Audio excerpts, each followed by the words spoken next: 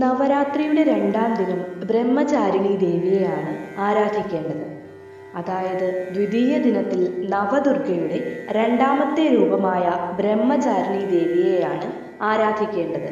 പരമശിവനെ ഭർത്താവായി ലഭിക്കാൻ ആയിരക്കണക്കിന് വർഷങ്ങൾ കഠിനമായ തപസ് ചെയ്ത പാർവതിയുടെ അവിവാഹിത രൂപമാണ് ബ്രഹ്മചാരിണി ദേവി.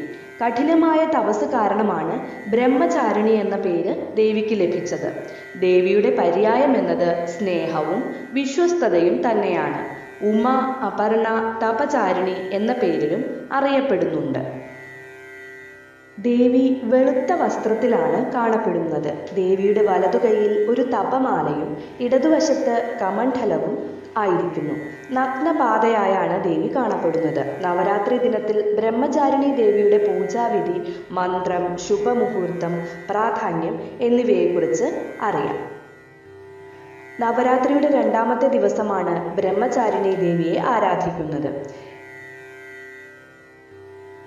ബ്രഹ്മചാരിണി ദേവി പൂജാവിധി: വിഗ്രഹത്തിൽ പാല്, തൈര്, വെണ്ണ, തേൻ, പഞ്ചസാര എന്നിവ ഒഴിച്ചുകൊണ്ടാണ് ബ്രഹ്മചാരിണി പൂജ ആരംഭിക്കുന്നത്. അതിനുശേഷം അവൾക്ക് പുഷ്പങ്ങൾ, അക്ഷതം, ചന്ദനം, പഞ്ചസാര, പഞ്ചാമൃതം എന്നിവ അടങ്ങിയ നിവേദ്യം അർപ്പിക്കാവുന്നതാണ്. ഇതുകൂടാതെ ദേവിയുടെ പ്രിയപ്പെട്ട പുഷ്പമായ മുല്ല, അടയ്ക്ക, വെറ്റില, ഗ്രാമ്പു എന്നിവയും നിവേദിക്കേണ്ടതാണ്. ദേവിയെ പ്രതിനിധാനം ചെയ്യുന്നത് സ്നേഹം, വിശ്വസ്തത, ജ്ഞാനം, അറിവ് എന്നിവയെയാണ്. അതിനാൽ ദേവിയെ അങ്ങേയറ്റം ഭക്തിയോടെ ആരാധിക്കുന്നവർക്ക് അവരുടെ ജീവിതത്തിൽ ശാന്തതയും സന്തോഷവും ലഭിക്കുന്നു. ബ്രഹ്മചാരിണി ദേവി ഭക്തന് ജ്ഞാനവും അറിവും നൽകുന്നു. ചെമ്പരത്തി, താമര എന്നിവയും പൂജാ സമയത്ത് ദേവിക്ക് നിവേദിക്കാവുന്നതാണ്. ബ്രഹ്മചാരിണി ദേവി മന്ത്രം. മാ ബ്രഹ്മചാരിണി മന്ത്രം. ഓം ദേവി ബ്രഹ്മചാരിണ്യൈ നമഃ.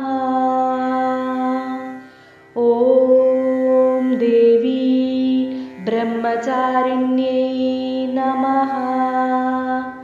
ഓം ദേവി ബ്രഹ്മചാരിണ്യൈ നമഃ. ബ്രഹ്മചാരിണി ദേവീസ്തുതി. യാ ദേവി സർവഭൂതേഷു മാ ബ്രഹ്മചാരിണി രൂപേണ സംസ്ഥിതാ. നമസ്തസ്യൈ നമസ്തസ്യൈ നമസ്തസ്യൈ നമോ നമഃ. യാ ദേവി സർവഭൂതേഷു മാ ബ്രഹ്മചാരിണി രൂപേണ സംസ്ഥിതാ. നമസ്തസ്യൈ നമസ്തസ്യൈ നമസ്തസ്യൈ നമോ നമഃ. യാ ദേവി സർവഭൂതേഷു മാ ബ്രഹ്മചാരിണി രൂപേണ സംസ്ഥിതാ. നമസ്തസ്യൈ നമസ്തസ്യൈ നമസ്തസ്യൈ നമോ നമഃ.